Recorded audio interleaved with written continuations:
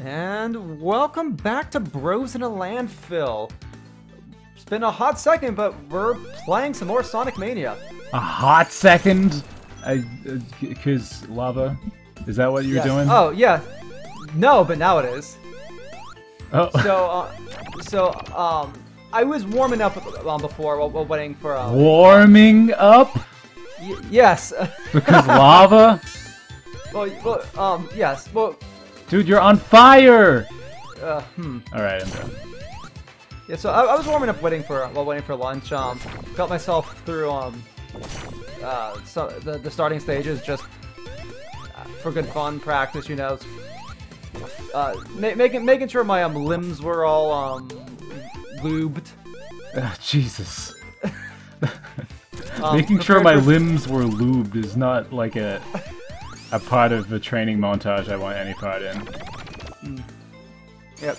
Anyways, I am a proud person who to say that I have only I played through Chemical Plant Zone while only dying twice. Nice.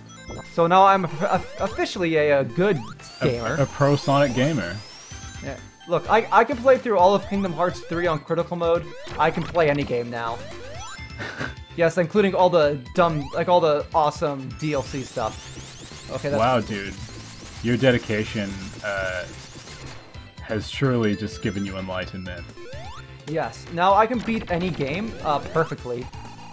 Well, I'm not gonna get a single. I'm not gonna get a single death for the rest of this playthrough. We're actually gonna finish this off all of a sudden. Yeah. I don't know how many. This is an Iron Man run for sure. Yeah, I don't know how many stages we have left, but I assume we'll get them all done really quickly in this single episode. Let's do it. By the way, don't Google Sonic lubing his limbs. Because that exists for sure. Just don't Google Sonic. Don't Google Sonic ever. And don't engage in Sonic discourse. Yeah. Like there's few fandoms that is quite as disgusting as the Sonic fandom. I mean, look. I mean, if you're into Sonic's lubed up limbs, that's fine. It's fine to be disgusting. I'm just that is it's just disgusting. just own what you are. It's okay. Yeah. The first level of acceptance is accepting who you are. That's true. I hope all the strange and upsetting people out there, I hope they find that peace. This is a weird bit that we're doing, because, like, I kind of genuinely believe it. It sounds mean, and it is a little, but it's also truthful. I really like that little animation where he goes down that slope. That's cool. I think there's just something inherently disgusting about taking children's characters and being like, oh yes, let's make them sexy. Now, if it was a Sonic game for adults, that'd be different because then be Sonic characters made for adults. Yeah, but like, people who want to fuck Sonic would have liked Sonic when they were kids, right? Like it's. I guess it makes things a little weird as well. That we're forming kids' sexualities through video games. I mean, people's sexuality is, I guess, always influenced by the experiences of their youth. Yeah. I mean, Totally Spies has a lot to answer for. Animorphs has a lot to answer for. Well, we're learning about Trybien today. I watch a lot of Totally Spies and Animorphs. I am a perfectly functioning adult with no weird kinks. So I don't know about you, but oh, without it, that's cool. I got a trophy. Anyways, you're saying? Yeah, I can't finish unless you can turn into a gecko. Gex? I was just thinking. I was about to say the sentence differently. Oh, that death doesn't count. Yeah, this is we're gonna zero edit it deaths. out. I was just gonna say, like, I don't know what I'm allowed to say on YouTube. I don't know what the rules are. Well, we're not able to say fuck and we get away with that. True. with our 10 views per video. That's right. Who's gonna call us? Yeah. The only person with the, you know, with the amount of filth knowledge to call us out, YouTube already thinks is a spammer. Yeah. So. Yeah. What am I supposed to do here? Go to the right. There's a rock. Oh, okay. Yeah, oh, and then nice. go. Ah, just go. Oh! That doesn't count either. Yeah. So here's a question. So when you're playing Sonic Mania, which button do you use to jump? I played this game on the Switch, so I guess technically B. Like I use the bottom face button. See, I'm using the right face button. That says a lot about our personalities and characters and what games we play. Yeah, there are two types of people in this world. Yeah, see, if you hit the bottom facing button, that tells me that you're a Japanese Kingdom Hearts player. If you hit the right facing button, that tells me you're a North American or global Kingdom Hearts player, because that's where the jump buttons are mapped. Isn't it normally the other way around? Where like Japan will usually have the, or at least the confirm button on the right. Oh, yeah, maybe so, that's why jump is on. Okay. So like the attack button on the JP versions are the circle button, where speedrun strats. Yo. Where the attack button on the, at least the North American or European or whatever one, says the X button. True. Gosh, really can't go like 10 minutes without talking about Kingdom Hearts. It's okay. I mean, it's my first episode back in a while. We've got to hit the normal bases. And, yeah. See, like, at least you won't call me out for it like Tar. Well, it's like we already hit like a weird sex thing and Sonic fandom discourse. You know. I mean, have you seen the most recent episode of SpongeBob Battle for Bikini Bottom? No. Oh, you mean your Let's Play? I was like, wait, there's more. There's more episodes. That's episodic. Yeah. No, yeah, I've been unplugged from the Frozen Landful world all this time. I feel like I'm missing something. Sounds like it gets interesting.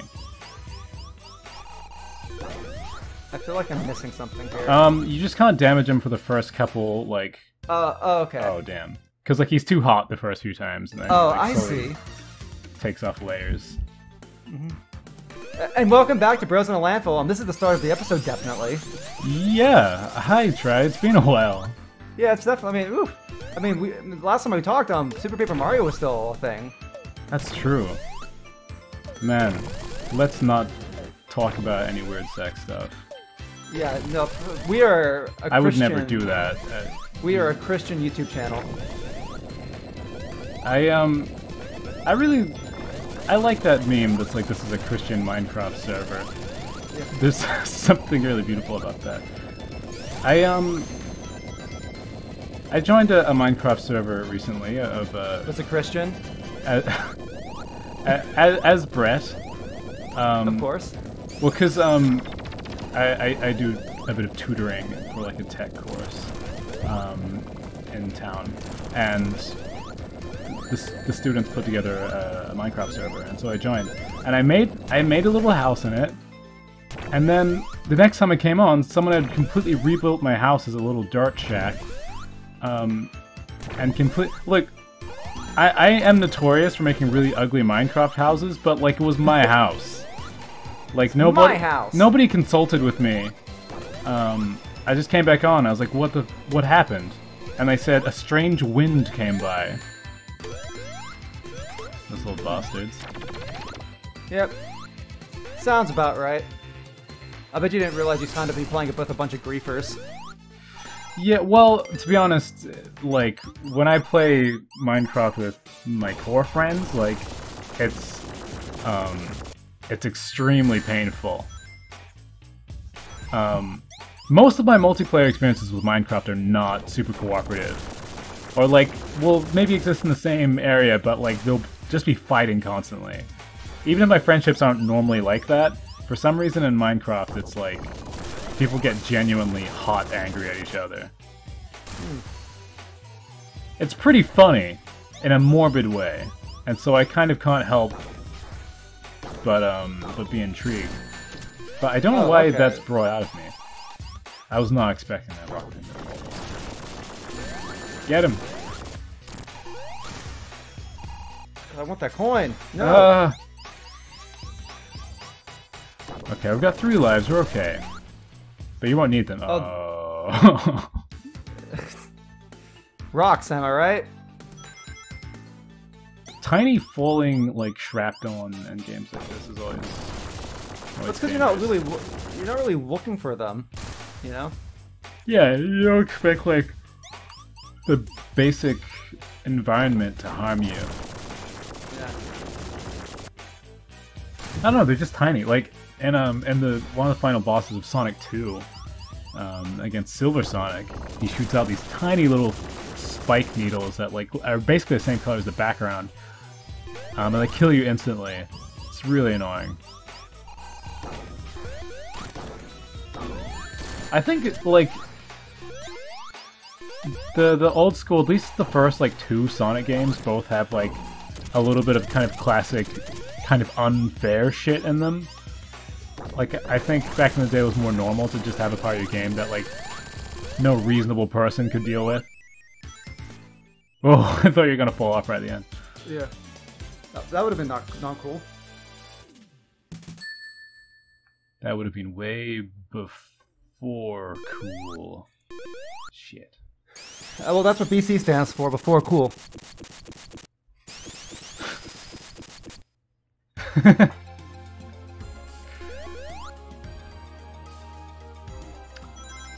This is really pleasing music. Yeah, I mean, I really love the how weird the second half of this level is. Like it, and this crazy kind of trippy like caving thing, but you've got all this like mechanical shit that's in there. I don't know. I think it's really interesting. The first level is a bit more like this is a lava stage, and now we've like kind of moved on. That's the cool thing about the stages in, or at least some of the stages in Sonic 3 or Sonic 3 and Knuckles, is that like the second act will have like a big visual change. Mm-hmm. Like, yeah, speaking of which, like, I only recently learned that Sonic 3 and Knuckles is just essentially like DLC. Really? Like, yeah. Oh, like I'm surprised you didn't know that. Well, something to consider. I didn't grow up in the Genesis age or whatever. Yeah. So a lot of my experience with Sonic 3 stuff was in the collections. True, and so, those they didn't usually list as Sonic 3 and Knuckles. They put them separately. Well, a lot of them didn't even have Sonic 3 in it. A lot of it was just Sonic and Knuckles. Interesting. Yeah. Yeah, I guess that makes sense. I mean, like, I didn't grow up in the Genesis either era. I know this stuff because I grew up obsessed with Sonic for other reasons. Yeah. So I just, did that whole obsessive wiki trawl like pretty early. But it is a weird concept that like, back in the 90s on the Mega Drive, that there's a game that was where they made as 2 separate releases, and then you have to stack them on top of each other.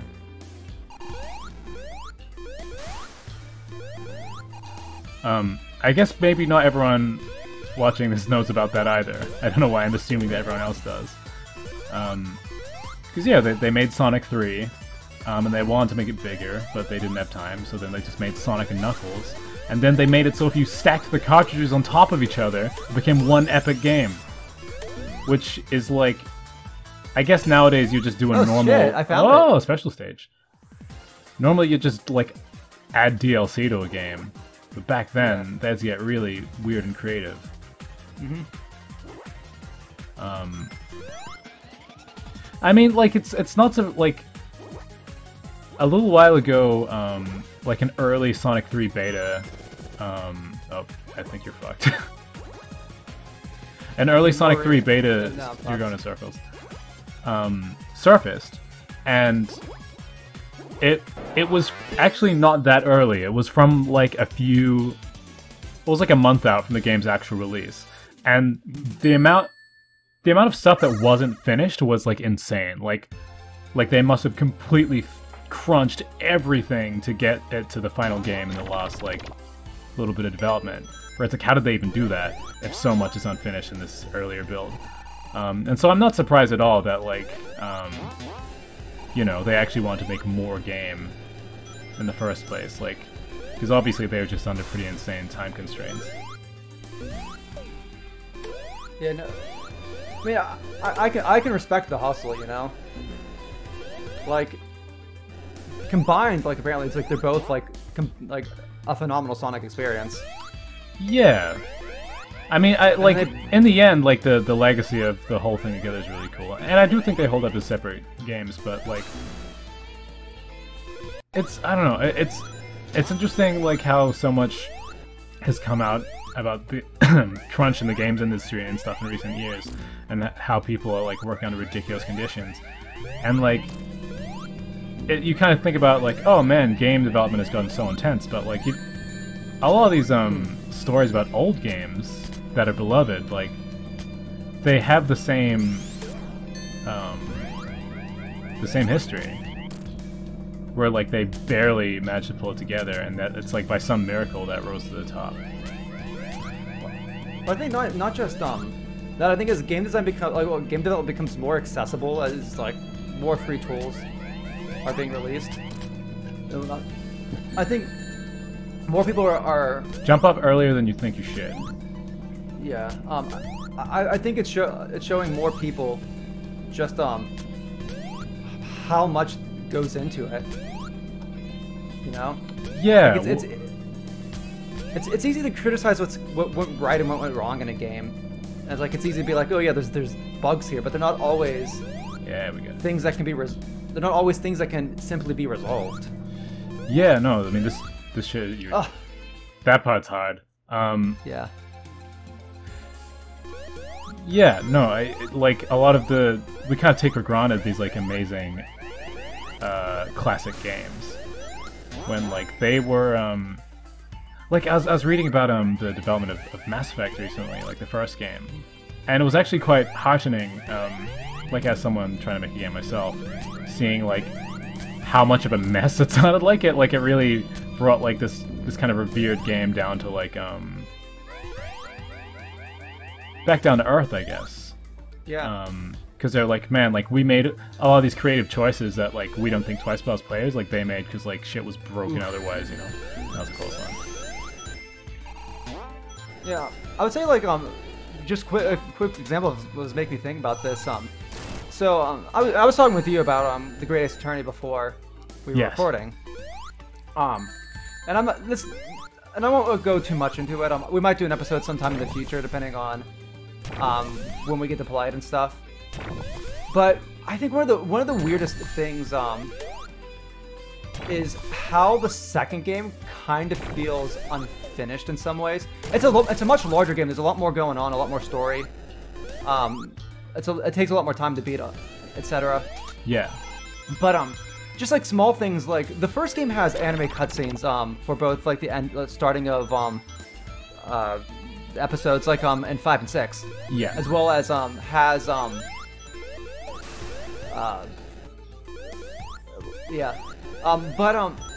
like as well as like some other key story parts. However, the second game has no animated cutscenes whatsoever. Everything's in engine. Interesting. So like some of the flourishes that were there before, they probably didn't have time for this time around. Yeah. Have you made the spin dash here? Or is that just the wall? I think it's just a wall. I think this is just an area where you can get something. Huh. Weird. Yeah. And I'm not like criticizing the game for not having them. Like I don't necessarily think them having animated cutscenes are not like necessarily makes a good or bad game. It's jarring when like the first game has these, and I would say like, they're not even like the best quality anime cutscenes. It's just they're nice to have. Yeah, it breaks things up a bit. It's like part of the identity almost. And then you go into the second game, and there's absolutely none. And even the case of the the fifth one, like the fifth episode, has like it just jumps right into the story with like no with no cutscene. It's just like, oh, start the episode, typewriter, indicating where you are. That's strange. I mean, not that strange. I mean, especially like, I guess I just had to make sacrifices, you know.